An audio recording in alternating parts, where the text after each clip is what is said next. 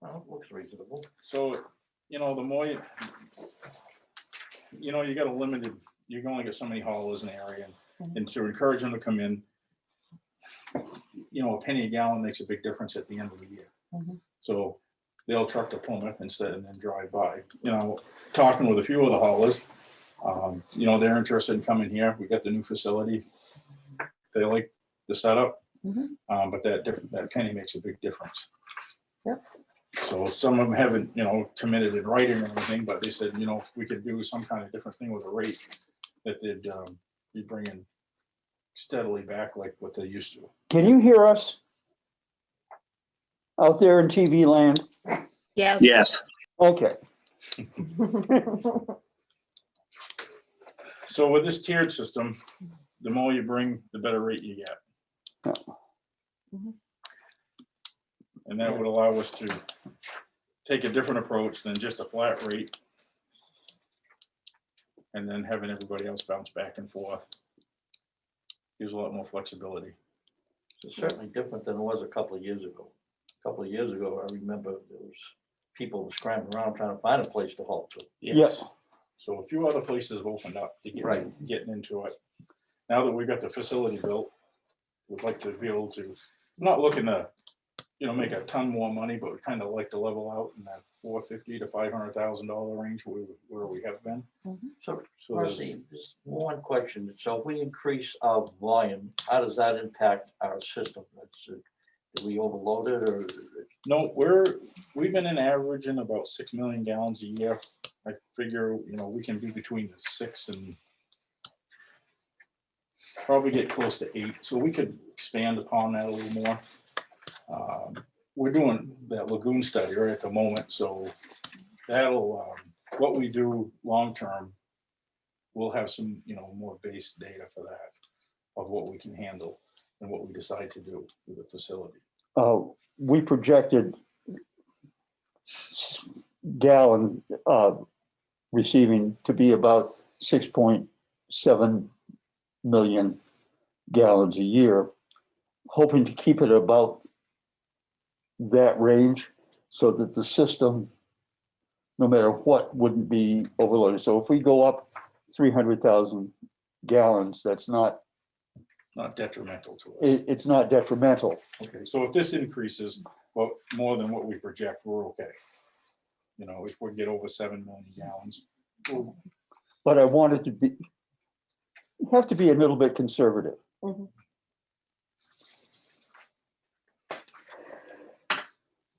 Okay. So what are you asking the board to do? So what I'd like to do is, if everybody's in favor of this, we could You like to get this implement it? approved. I'd like to implement it. And if, the sooner the better, we're starting next month with our busy season. I'd love to be able to call up the haulers and let them know where we're at and start, generating some more revenue. See if the members out there have any questions. Um, If not, I'll make a motion. Any questions out there in TV land? Yeah, I have just one. Okay. I think I heard correctly that we're not charging campers to dump. If they pull in to a campground and just dump, it costs them, I believe, $10 to dump their tank.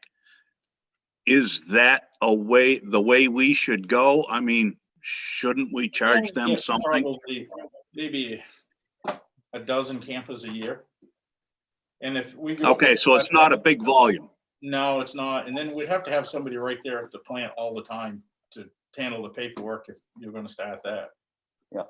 Okay, So we've just kind of done it as a public service. You got a camper, you come in, dump your 50 gallons.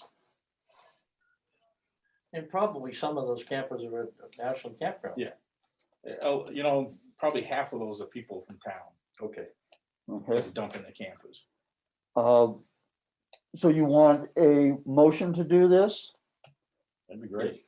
Let's see if there's any other questions. Any other questions? Nobody's bouncing up and down wanting questions in. Well, I will move that we implement the system that Rusty has come up with, the 4-tier system. There is a motion on the floor to approve the 4-tier system as presented. I'll second it. Well, actually, Ms. Barney got to said first. There's no delay in TV. That's what happens. So any further discussion? Hearing none, I'll call for roll call. And Barney, Yes. Bob Letourneau, Yes. Andy Fitch, Aye. Alan Silly, Aye. Eli Badger says aye.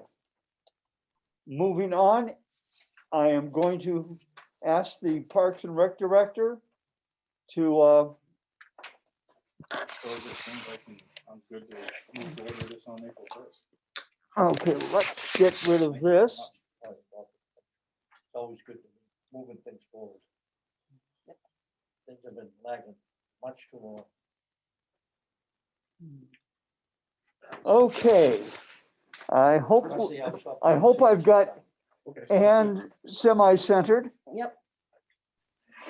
So I am just bringing 3 estimates I got for the campground for trees. Because as you know, we had an issue with a tree coming down with one of our very windy days, damaging a camper. That's all been taken care of, but they do tell me that every 2 to 5 years, we should get a tree expert in. And we did it 2 years ago, so here we go again. I did it again. I sent estimates to the board. And after myself and Craig talking to people that we got the estimates from, what we feel the best one is Hickson Logging and Tree Service. Because he has talked to both of us, put the extra time in, and he also is willing to, like at the end of the season, come and say, next year you may have to do A, B, and C. So he's willing to come and do that for us. Where the other bigger ones, like call me and we'll see when we get you in. So I'm looking to get that done before the campground opens May 1st. So what I was hoping to do is get it okayed to take the money out of the building and grounds maintenance and repair capital reserve fund to have those trees that they've told me need to come down.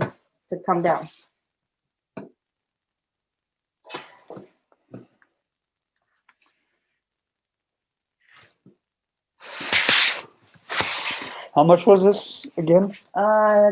12,800. And the money's coming out of where? The buildings and grounds maintenance and repair capital reserve fund.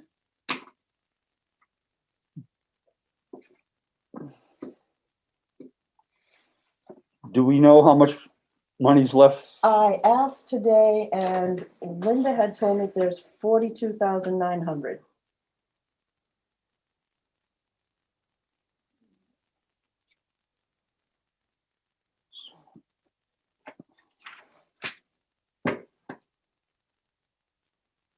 Any questions? I have a comment. You have a comment, okay? Comments. I don't know if you guys can see me over. You guys, just so Right out there, there. that everybody that's out there, I met with Casey, and it's not just a few little trees. There's one humongous, Oh, it's 18 of them. yeah, so there's quite a few trees, and there's one in particular that he showed me that he kicked it. It looks perfectly healthy, and he kicked the base of it, and it is completely rotted all the way around that tree, but it looks very healthy. And this is why we get an expert in there, because he noticed Yeah. that. And that's not the only tree. There's a bunch of other ones he pointed out. Look at the woodpecker holes and the ant holes. And so these are trees. If you look at the difference in the quotes, it's obvious. I think that like Donovan came in and just drove around and said, all right, let's take that one and that one down, and it's $7,000. Mhm. And then the other guys went in and said, I'm going to cut every single branch up to like 2 inches. Well, most of those branches aren't in hazardous areas, with the way Hickson Logging explained. They'll fall in the middle of the, in between the campsites, and there's no real danger to them because it's not where there's a car or a camper. And he said it's not really beneficial for you to waste your money cutting those, 2-inch branches. So he's gonna have to bring a crane in to take these big trees down. But there's one tree in particular that is going to cause some big damage. And then there's one that's split. It's called it's got a double leader on it. He said that's gonna split right in half and take out probably 2 campers. So it's pretty important that we do this at least every other year, if not have him come in and inspect yearly. It's our due diligence as the town to protect our site and the campers that are there. If anything ever happened, we can show that we've been proactive managing the trees. So just so you guys know, I met with him, and that's some of the big things that he pointed out to us.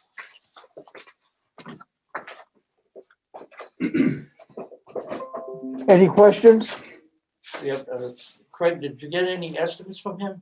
Yes, Yeah, we have an estimate Oh, from that was Hickson up the Logging. estimates? Yeah, Oh, okay. it's for $12,000. I'm sorry, I was. So just based on when I reviewed all the quotes from Ian, I think that's the best bang for our buck. Mhm. And being a little conservative on the money we spend, we don't want to go hog wild, but I think that's gonna, and so did Casey, that's gonna take care of all the dangerous trees.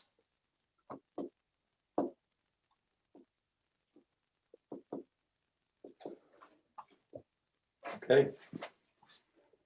Questions from the board? Andy? Yeah, I'm just a little concerned. It's gonna eat up about a quarter of our monies available to us. There's nothing in the park and rec budget to take that from. I have a line that's 2,500 that I could offset some of that.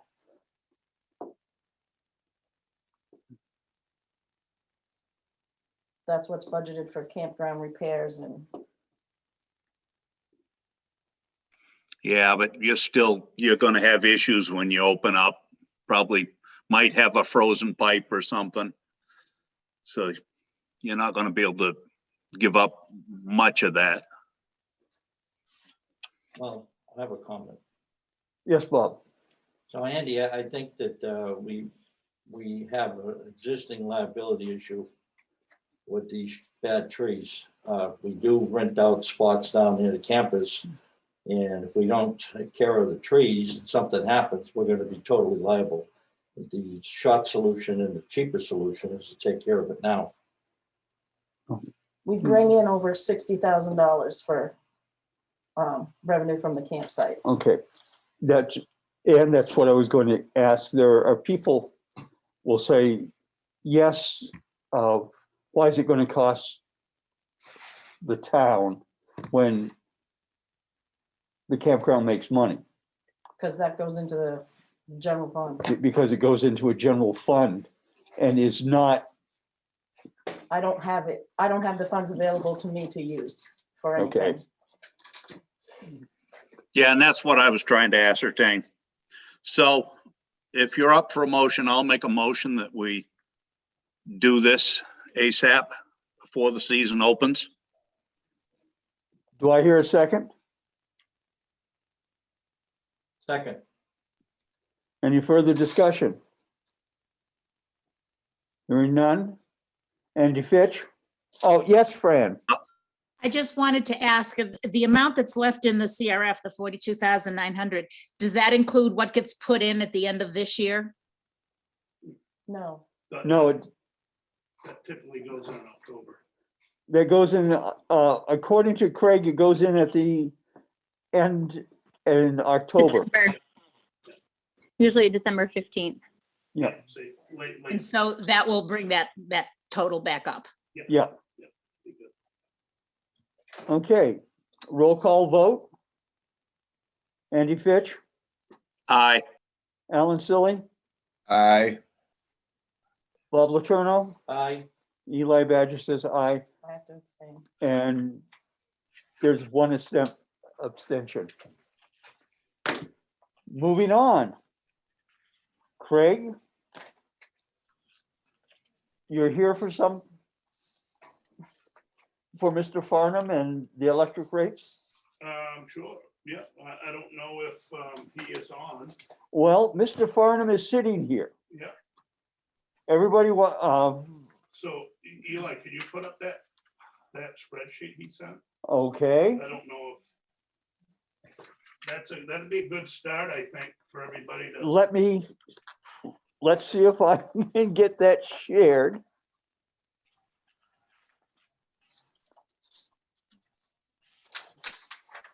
No.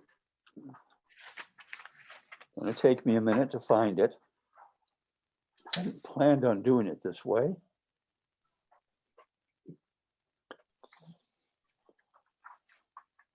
Where is it? Right there.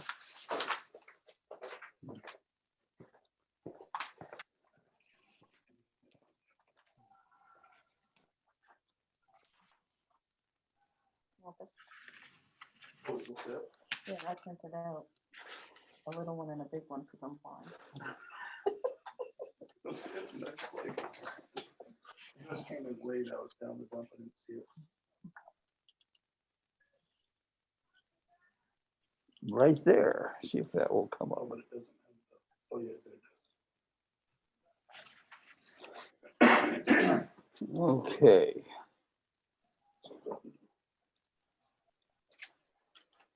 Are we all seeing the spreadsheet? Out there in TV land, are we seeing a spreadsheet? Yes, Yes, Eli. Okay. So Craig, let's see if I can get it. Mr. Farnham? Sure. Okay, If he could just explain it to us. okay. Mr. Farnham, the onus is on you to explain this. Okay. I'll start sort of at the beginning in that working with your finance director, I put together a spreadsheet that this one was based on. It basically laid out all your sales, applied your current rates to it to get a 2020 actual revenue, kilowatt hours and revenue figure. And that was basically the platform or the basis to do what I call these two scenarios. And the one on the left shows, I gotta look at my own because I can't read yours. In the very left-hand column, you've got your base rates, basically revenue at current rates. Whether that exactly matches your general ledger and what will ultimately be your audited financials, I'm not sure yet. I'm waiting for feedback on that. I suspect it'll be off by a little bit. Probably nothing that's important tonight. The second column is I simply took the actual 2020 data and applied a proportional 6% rate increase to it. No particular reason for the 6%. It's a little bit arbitrary. I was in a conversation with, I don't remember if it was Andy or Charlie a while ago. And there was some talk about, or maybe it was Kathleen, talk about just applying a 1 cent increase to all the energy component of your rates. And when I did that, I ran that through the same model. When I did that, that would be equivalent to about a 6% rate increase. And that's probably why I put in 6% here. And the whole point of this was just to show you, what that would look like. It generates another $173,000 of revenue based on your 2020 billing determinants. I couldn't begin to tell you at this point if that's the amount of additional revenue you need, if you need more, if you need less, but that's what would happen if you did that. And the very bottom section, which is only half showing on your share, It's probably better to focus on the last two. Yeah. You can see that down at the, oh, I keep trying to highlight it with my mouse, and that doesn't work from here. Okay, You can see that in each of the rows, the half a dozen classes you have, the difference is 6%. And the third column over, the blue letters, that shows you what the resulting, nope, I'm sorry, that's the difference that's the 6% difference in terms of rate per kilowatt hour, is what that's showing you. Really, the purpose of this is as much to create a reference point as anything. On the other side of the spreadsheet, yeah, that came out of a conversation with Andy, who I think he said somebody had suggested to him that you guys would just want to change all your energy rates to 13 cents in all the classes, get rid of the multiple energy rate tiers that you have in some of those classes.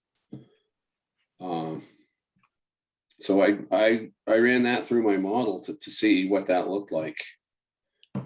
And quite literally, I changed all the energy rates to 13 cents compared to what they are actually right now. I didn't touch the demand volume or the demand rates. Didn't touch the customer charge. Those are still at 2020 actual levels.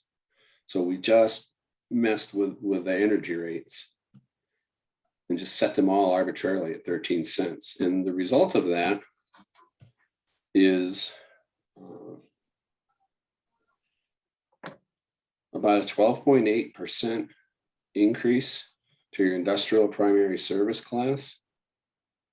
And all but the general service 3-phase all have small to medium decreases in the rates.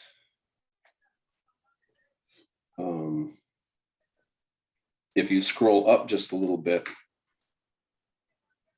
that section right there, that red, the 39,317, that given 2020 actual volumes, changing all those rates to 13% would result in an overall $39,000 increase in your revenue, all other things being equal.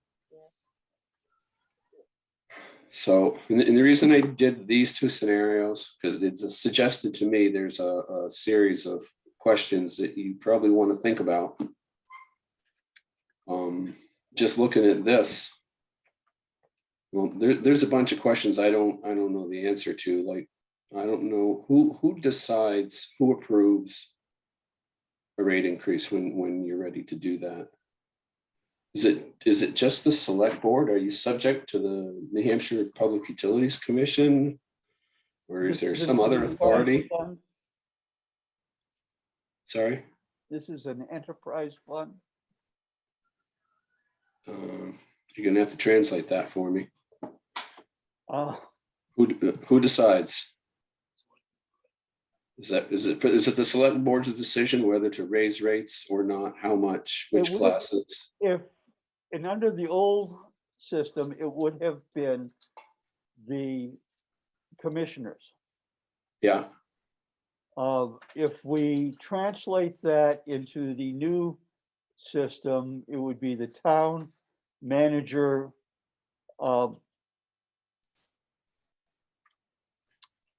And the select board, Okay. because the select board is the one that's going to take the heat. Yeah. Yep.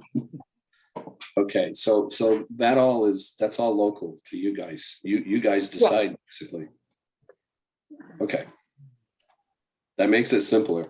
And I asked that question because in Vermont, we're heavily regulated by the state. Everything we do, oh my word, you have to prove everything to the state, and it's a real undertaking. It sounds like you only got to prove it to yourselves, and it's a I little bit think better. that upon reflection, I think it would be a good idea if we did query the state about the process they want us to follow. That might be wise. Do guys have a lawyer that you would work with on that sort of an effort? Absolutely. Yes, we do.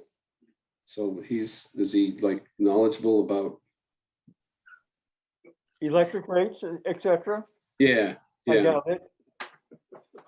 Okay, so that's a question you might want to ask yourself, whether Yes. you want to have somebody on your side that is familiar before you tackle the state. I looked at the statutes a little bit. From what I could tell, it looks like you're definitely not subject to TUC regulation. Yeah. So obviously your decision whether to run this by the commission or not. I don't, I'm not familiar enough with New Hampshire or know the politics well enough to really feel safe advising you on that. That's a decision you can make. I know in Vermont, sometimes if you can get away with it, there are times when it's better to ask forgiveness and permission. But either one of those paths comes with its own risks. But Yes. anyways, I was unsure about that. And then when I look at these numbers, I look at that big industrial 12% rate increase. And then the decreases in most of the other classes. I mean, the general three-phase. So basically your two larger commercial industrial classes are going to take a big hit in terms of it's going to increase their costs, and everybody else is going to benefit a little. I don't know your customers or your territory, but I would, if I was looking at that where I'm used to operating, I'd expect some serious heat from those larger customers. There's going to be some hate and discontent involved here if you were to do exactly that. That sounds nuts. The other question I'd raise is these rates were different by class for some reason. I don't know. I'm not familiar with your past, so I don't know how and why they were set. If somebody did a class cost study, rate design, and decided that this is the appropriate level to collect from industrial versus residential versus electric heat, whatever. Yeah. If that's a topic that's important, if that's something you're going to have to justify and explain to your customers,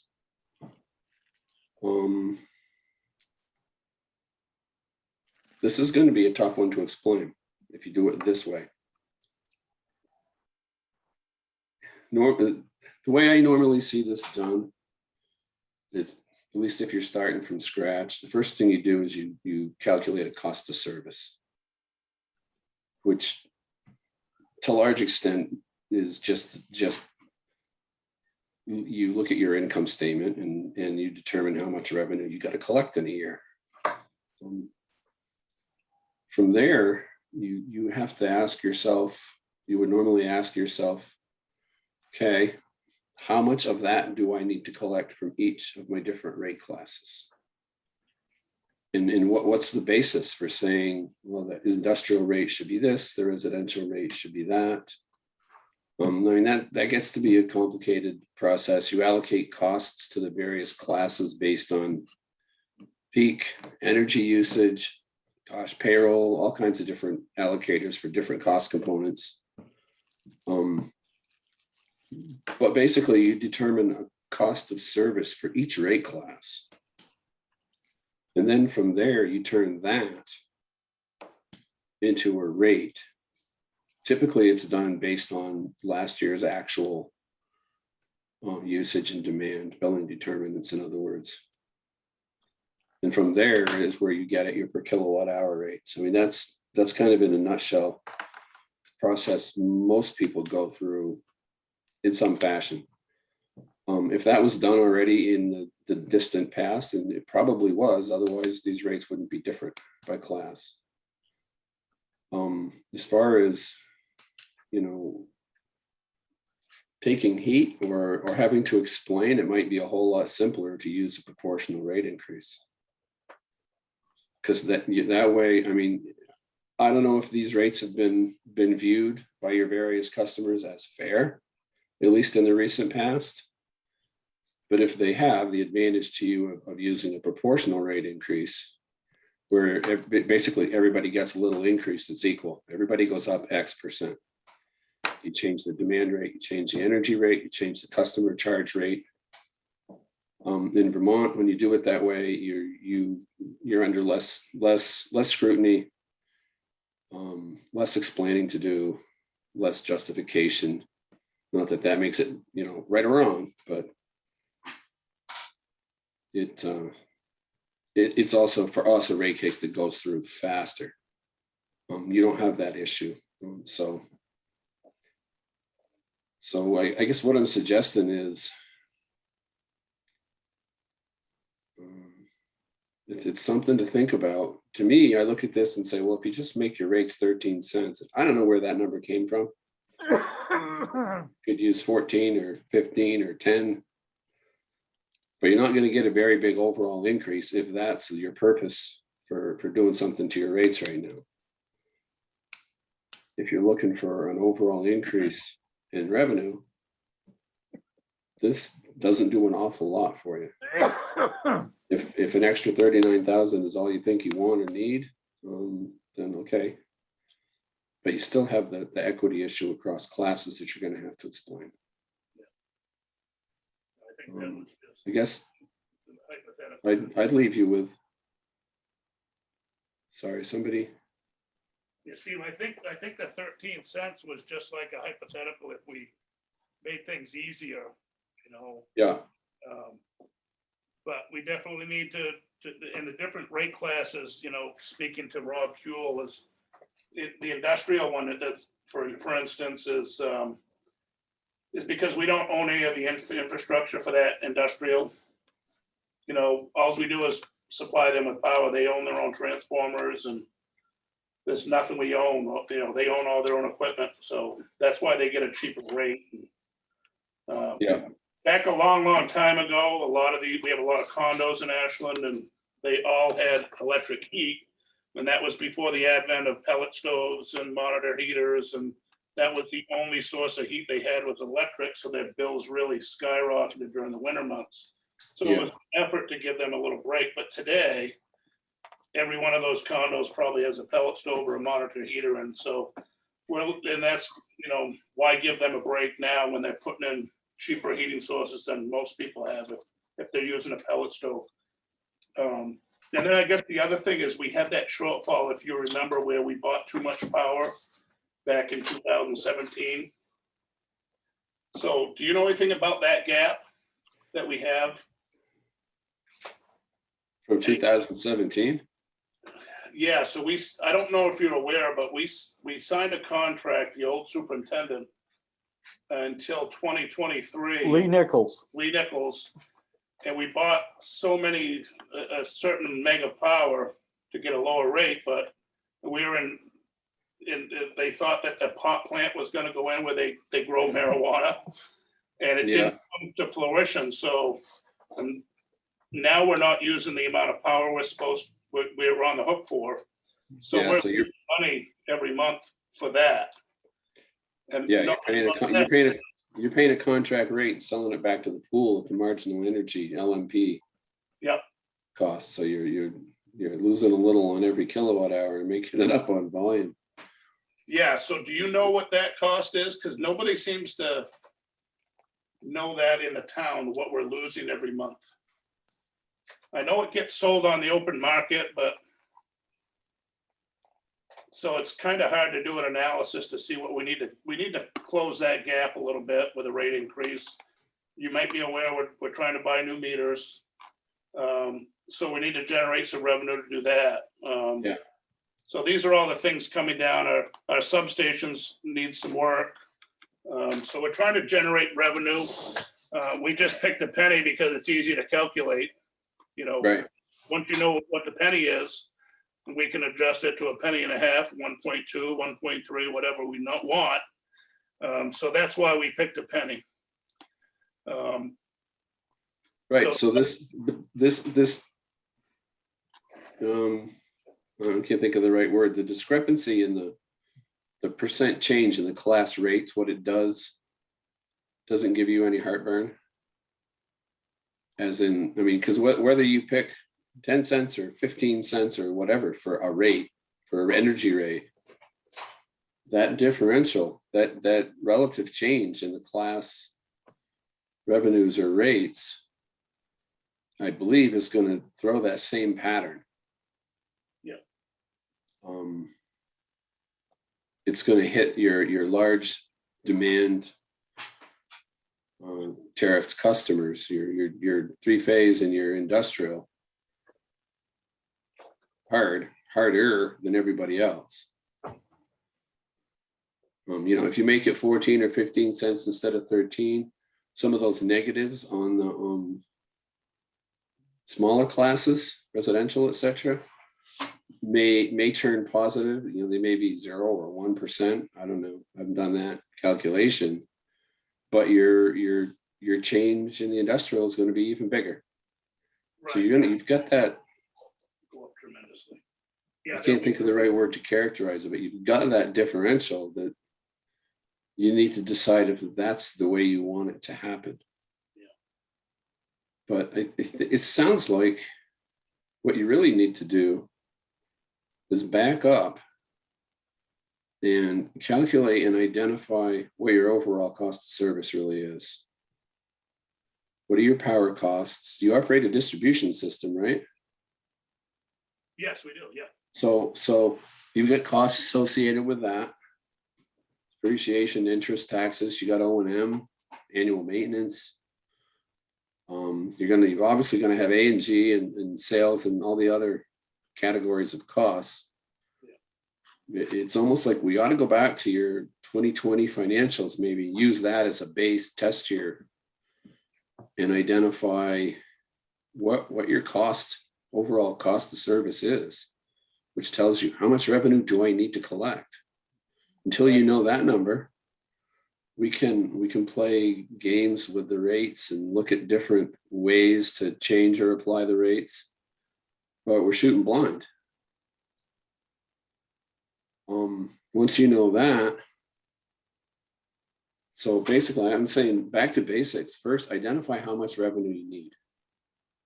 And then ask yourself the question, how much of it do I need or want to collect from each of my rate classes? Whether you do it with a proportional change, whether you set a 13-cent energy rate, and what you do with customer charge and demand rates, that's all. That piece of it is as much art as it is science.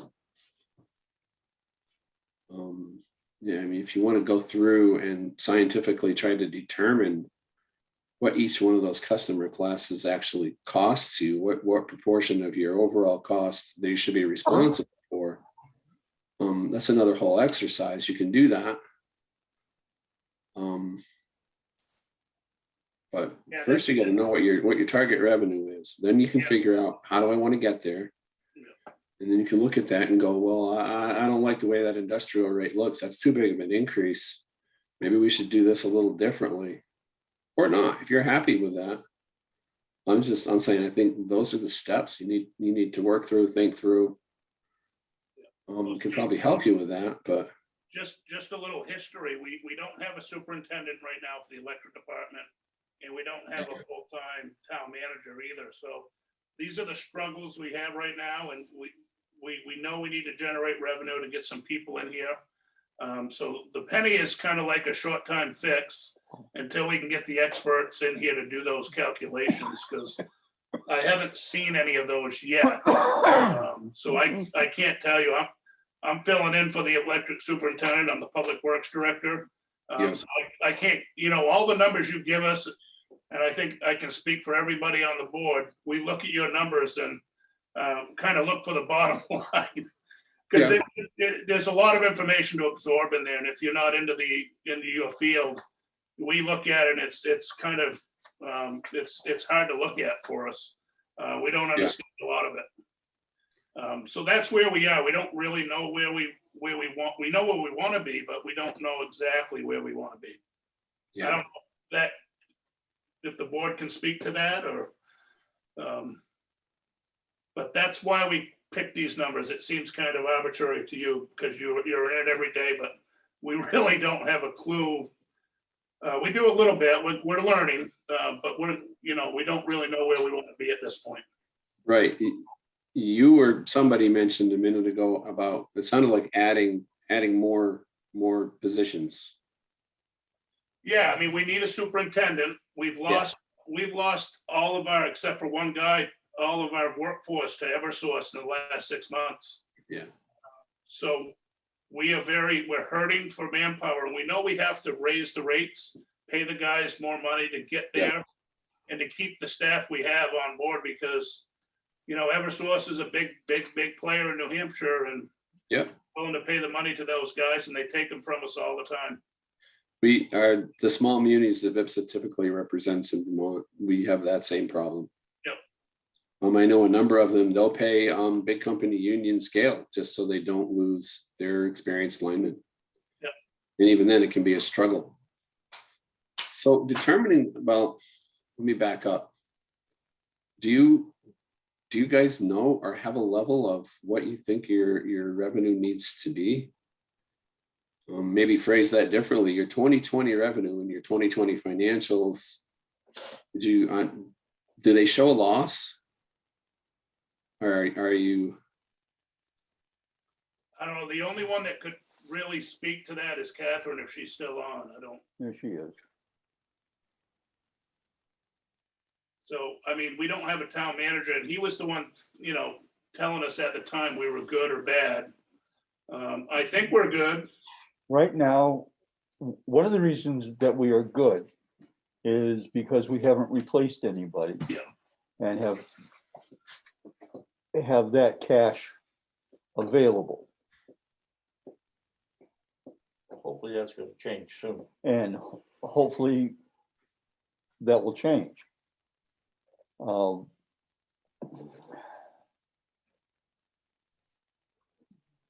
So there's potentially a fairly simple way to go at this.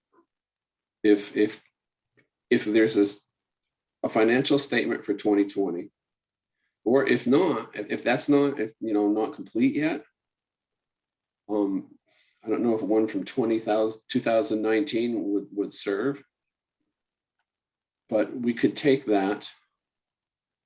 And when you look at that, you'll see what your revenue was. You can see if you showed a loss or not, or if you had net income. And that tells you right away, okay, my revenue level for 2020 was adequate or was not. And then you look at that and say, okay, but I got to add 2 new positions, and those are each going to be 75 grand a piece. In other words, we can use your 2020 financial statements as a starting point, make some adjustments to it for stuff that you guys know is coming or has come, with new positions, changes in your power contracts, whatever. I can do most of that for you at least at a pretty quick and dirty general level. If I have a financial statement that we can work from, and then from that lets you develop a target, and then it's really easy to go, well, is the 13 cents or is it 14 or 15 or what? That's not that hard to do. And it won't take a hell of a long time to do it. If you want, and if you want to go beyond that and you want to get into the whole thing of doing a study and trying to decide exactly what the right amount by rate class is, you can, like you said, Andy, you can do that later. You implement something that stops the bleeding for now, and then you can study it in painful depth and whatever. Yeah, I think you're right. That's exactly what we want to do. Yeah. So I think the answer is to work with Catherine, see, and maybe she can work with you in the future. And but I think did the board get the information they need tonight from Steve? We're in the same position that You are, Greg. No, but do you have any other questions for Steve while he's on? I mean, We also have needs. yeah, Uh, The needs are substation. We need a lineman.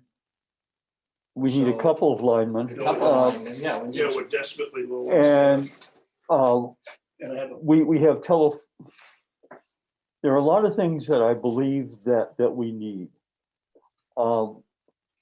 We started sort of an asset management program. We looked at the telephone poles, isn't that correct? We did, yeah. And there's telephone poles that need to be replaced. There's the substation that needs work. Some of the other assets that we have need to be dealt with. Craig has gotten us some figures. As we find out more, we can get more information. But I do think the first thing we've got to get in is somebody who is knowledgeable about what we need. Agreed. So what if you take an approach that, let's do a based on your 2020 financial statements, so let's put together a rough cost of service. Yep. If you guys want to put together like a list of the needs as you describe them, what's obvious immediately that you need to spend money on soon, and see if we can turn that into a, this is what we need for a rate increase kind of number. Yeah, perfect. And you know, you can do that with quick and dirty estimates that you guys may know, or somebody you have access to. I mean, if you got to do substation work, how much, you know, is that 50,000 or 5 million? I mean, Yeah. you know, kind of take a whack at it and get a ballpark idea for practical purposes. We could get that to you. And we can talk to rural development. You know, I mean, you don't need to produce a list tonight, but No, but I think that would be an Yeah, approach. to go from. I didn't hear you. That's good.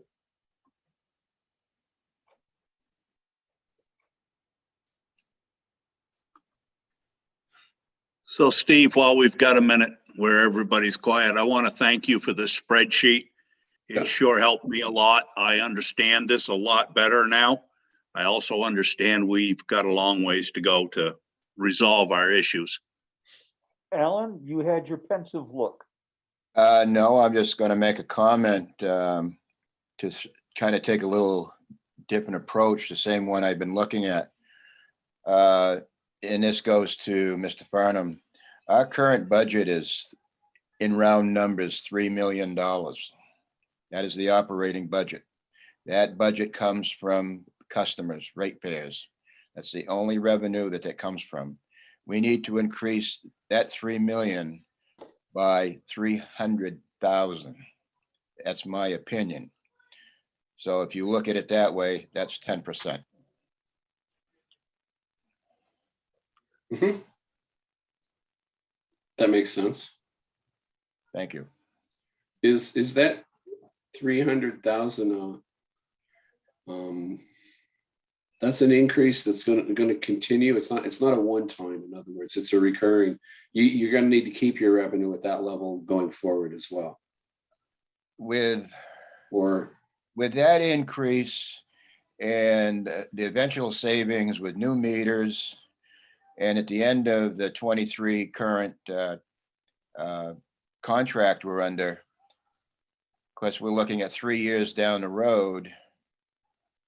We probably should have a difference in the operating, in the budget of 750 or 800,000, which is what the money we need to move forward with infrastructure. Your budget will be higher? that what you're saying? No, I don't believe we need to raise the rates more than the 10% right now. It will cover us to go forward. I don't believe we have to raise it much more than the 10% or 1.5 cents a kilowatt hour. Yeah. I guess partly what I was trying to get at when I asked that was whether the 300,000, how much of that is a one-time kind of thing. For example, if you've got to spend 150,000 doing something in your substation this year or next, what about the year after, you know, that substation has been, that work's done? Do your requirements then drop, or is something else No. take its place, or if you see what I mean? We don't have the final figures on upgrades, but it's probably at least 5 to 8 million Wow. in overall infrastructure. So that's something you'll do over the next 3 to 5 years, probably. That's outlook in the next 5 to 10. 5 to 10. Here So again, you'll, this is my opinion. yeah, okay. And so you believe you're in a position to spread that work out. You don't have to swallow the elephant whole now. Right. Okay. Are you going to finance any of that? Or are you going to try to do it all like just from operating cash? We don't know. Okay. That's part of the reason I asked, is it a one-time or not? Because if not raising rates too much and then having to lower them 2 years from now is an issue, financing would smooth that, but you guys know that. No. And here again, like I say, if we generate 300,000 by rate increase now, and if we, in the next year, we can get new metering, estimated cost savings there could be another 300,000. And at the end of the contract in 23, that's an additional 250, 300,000 there. So you've got a net gain in 3 years from where we are right now, maybe 750, 800,000. I see what you're saying. Yeah. Make things work. Yeah. And if it won't pay for all the improvements, it would certainly pay for. But it's, Right. But if you found yourself in a position where you had to do a lot at once in finance, having that stream of 300,000 coming in would cover at least the interest and principal payments on that financing, and probably more. that is correct. All right.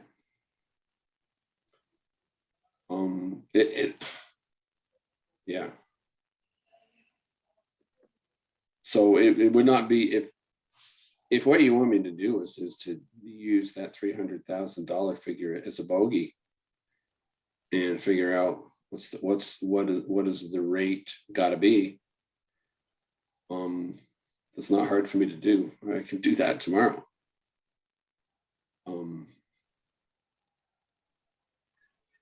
I think it's just a different way of looking at it. It's my opinion. Yeah, to me that kind of makes sense. And you know, whether that will work the way you hope is completely dependent on what the pattern of spending on all those increases is going to look like. You know, once we have some estimates of what it is you're doing over the next few years, that'll tell you if the 300,000 a year increase is going to cover it. If you're satisfied that 300,000 is the right amount to increase and you're good to go, then we don't need to agonize a whole lot more. Then it's just a matter of, well, how are you comfortable doing that? Do you want to just change all those energy rates from, you know, it's going to go higher than 13 cents. It's going to go to whatever. Do you want to do it proportionally and just lay in a 10% rate increase across the board? And that maintains the relative position, the current relative position of all your rate classes. That is That's the correct. judgment you guys need to make. I know what I would do if I was in your shoes. I would take the proportional approach because you're not so likely to get accused of robbing Peter to pay Paul. You know, what'll happen if you look at that set of numbers that I had up a little while ago, you're going to get a lot of complaints from your industrial and large commercial customers. And probably happiness from the rest of them. Okay, try it now. Steve, do you think we would if we raised it just a penny for the industrial, or is it better off just to keep the industrial like the same? And do you think the industrial people would balk at a penny? I don't know. I don't know your customers, so I kind of can't make that judgment for you.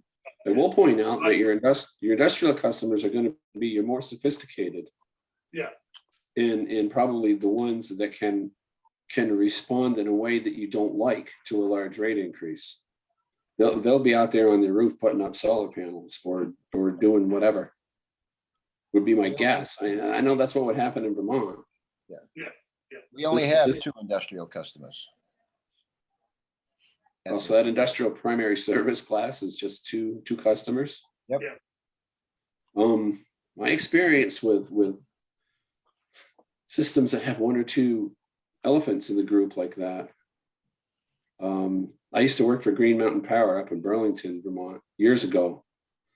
And I'm not there, but they still have the same ongoing problem. They have a big IBM plant in their territory. Well, it used to be IBM, now it's Global Foundries. Big chip making plant. Use a lot of electricity. And boy, they threw their weight around. I don't know if these guys will. That's kind of the politics, the value judgment end of it. I can't tell you what to do there. I'll say it based on my experience. Looking at that pattern of rate changes, I'd be scared. I wouldn't want to do it if I was in your shoes. But that, I mean, just keep in mind, that's based on my experience in Vermont. And we do things a lot differently. We're so regulated by the state. It gives your larger, more sophisticated customers a lot more clout, a lot more ability to make your life miserable. You can jump in anytime you want to, Craig. I'll just make one more point for you, Steve. We have not had a rate increase in 15 years. Yeah. That's the other side of this problem. Right. I've got a whole collection of customers they're all at about 10 or 11 years, not 15, but it's pretty much the same thing. And then when they do come in, it's a big rate increase. Yeah. And I'll tell you what, my experience is people really don't care. They haven't been in for 15 years. They don't want you to raise their rates now. No. That's just people being humans, right?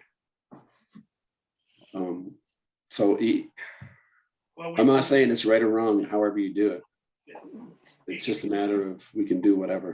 Yeah, Crunching the numbers is a piece of raise cake. the rates a penny, Steve, we'd still be lower than our closest competitor, I believe, for the industrial. Or are we pretty close? Does anybody know? I can't remember. Well, I did that rate. Andy Fitch went through and gave us some figures, and some of our rates are not any lower Yes. than others. Do I remember exactly which one? No, I No, don't. we did it basically on a residential. I believe we didn't look at least I didn't look at industrial. Yeah, So I don't know. I don't know what you, yeah. I don't know how our industrial rate compares to what we, Eversource and Public Co-op in our area. So, so you think the across the board doing 13 cents isn't a good idea? It's more likely it's better to stay with the rates we got, the tiered rate system, and just raise a penny across the board. Is that better in your mind?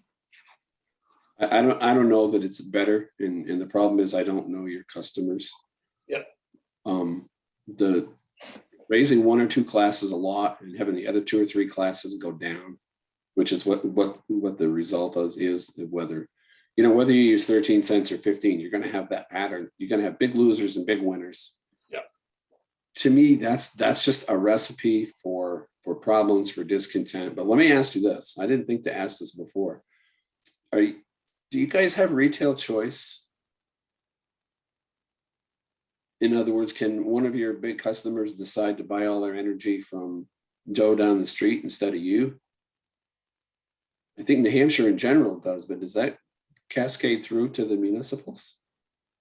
If I don't know, I can't answer that. I can't tell you if I can go buy power from somebody else or not. Be honest with you. Perhaps I can, I'm not sure. Yeah, Vermont, you can't do that. Vermont never deregulated. I think, I'm not positive about New Hampshire. But if they have that choice and you raise your two primary service customers by 12.8%, two things. How long is it going to take them to pick up the phone and call Eversource and say, hey, can you beat this rate? And on the other hand, that sort of thinking gives you a bogey that you can look at it and go, well, Eversource is going to charge them more than that anyways. We're still not that high even after this increase. Then, you know, you might be fine with that. So maybe a little bit of homework there to find out if you're subject to customers fleeing that easily. And if you are, we should look at what your competitors' rates are. If you raise your rates much above a competitor and it's easy enough for them to switch, that's probably what's going to happen. That's not going to help your case. You can raise your rates, but if you lose too many kilowatt hours, you come out behind. So there's probably some homework to be done that will tell you something about how to go about raising your rates, whether to do it proportionally, whether to make sure you don't raise the industrial, you know, more than a penny or 5%, or, you know, pick a threshold. And then, you know, look at it in steps. Say, okay, if I can only raise the industrial by this much, or I'm going to lose their business, then you got to look at, you know, you put that in your model and you look at the rest of the classes and say, how much do I need to then raise their rates, you know, the remaining classes, to achieve the, you know, $300,000 bogey, or, you know, whatever that is. I mean, that's the thought process. That's what we got to work through. We can do that.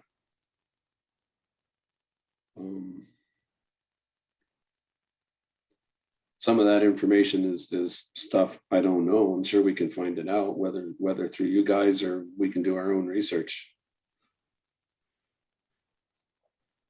Yeah, okay. You know, and then you can look at this thing and go, well, you know what?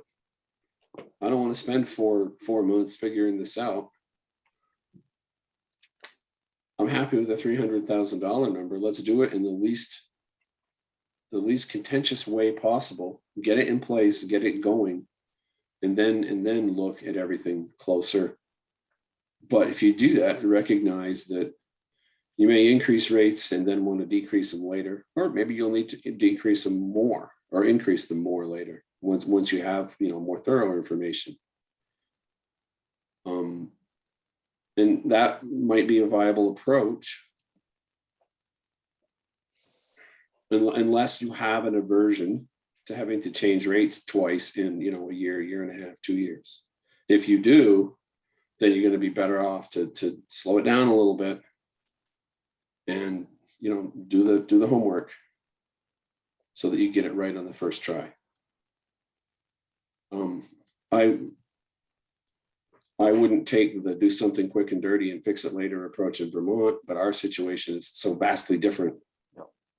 I wouldn't see that as an alternative, but for you in New Hampshire, that may work just fine. Yeah, totally different. That's kind of a board judgment policy issue right there. Sorry, I'm not giving you a quick and dirty recipe, but What you gave us, Steve, is good. I think we can look at it, and we know we got some meetings to discuss this before we make a decision, and it's just a lot of information right now. So I think. Oh yeah, yeah. We'll absorb it and Yep. see what we can do. and I'm sure we'll be back in touch with you. That's fine. That's fine.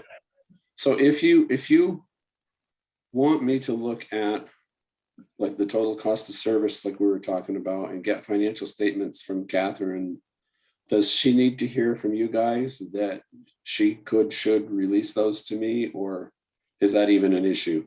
I'll just ask that. If you want me to do that piece of work, you can let me know. She'll have to give me that, the financial statements. I don't know if they're finalized. They're probably, if it's typical, they're probably pretty well final. But if you're still working through your audit, there's always the possibility of little changes. Unless there's an elephant-sized issue in the background there, those would probably be absolutely close enough for the kind of work we're talking about doing, planning type work. So I probably wouldn't worry too much about that. If I was going to file it with the commission, then I probably want to be more fussy, but it falls in the close enough for government work category, if you ask me. So happy to do that if you decide you want. You don't have to decide now. There's a bunch of you that know how to get a hold of me. Oh, yeah. That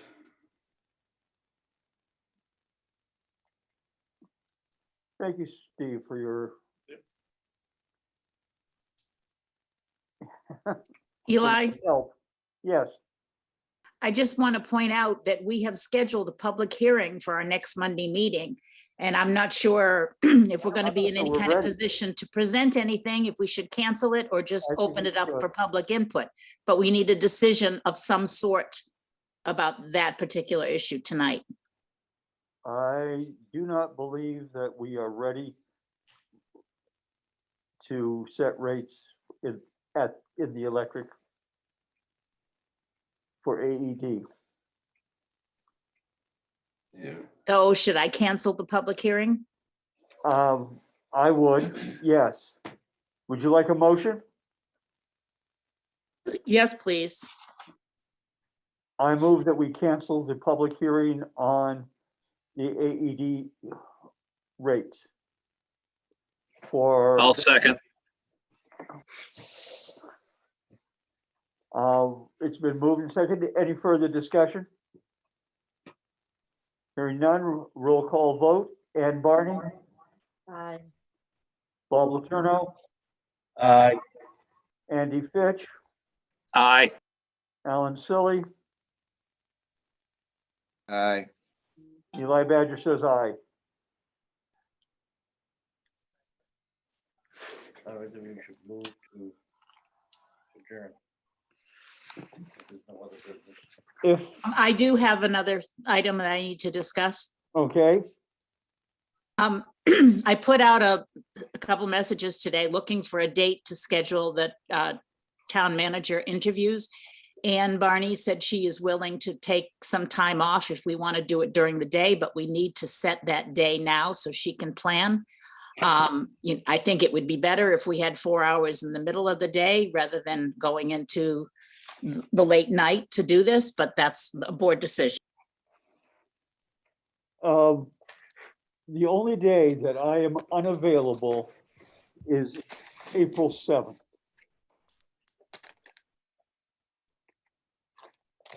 I don't have my schedule in front of me. I know I have something coming up on 7th and 8th.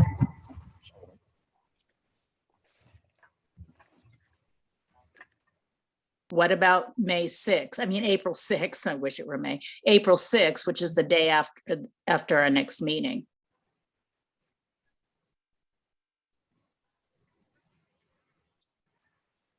That's a Tuesday. Yeah.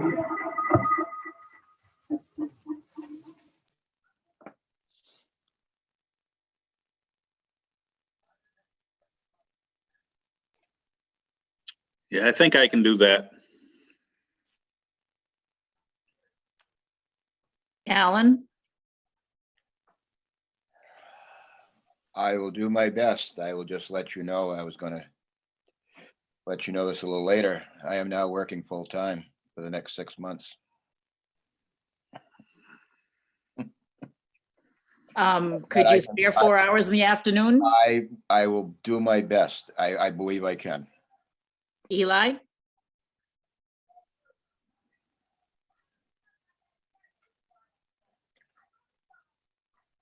I will schedule it for 6th also. Sorry about the speak.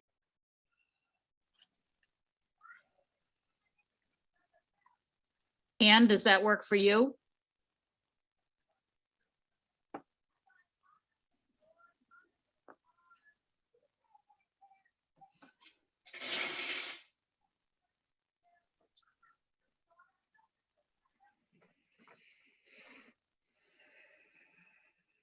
What time, Fran? I think Ann would like to be ready to do her after-school program at 3. Is Ann still there? Ann is still there. We'll Am we'll prove it to you. am I correct, Ann, that you'd like to be done by 3? If possible, or as close to there as possible. All right, so if we could get it from 11 to 3, does that work for everybody? Works for me. Putting in the time right now. Does it not work for anybody? I scheduled it.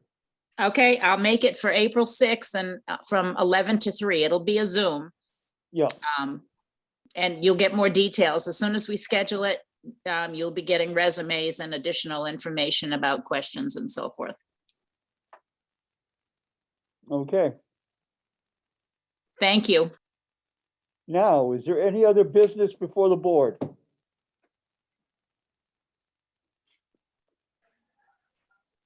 I will accept the motion then. Move to adjourn. Do I hear a second? I'll second. All in favor? Aye. Aye. Aye. Aye.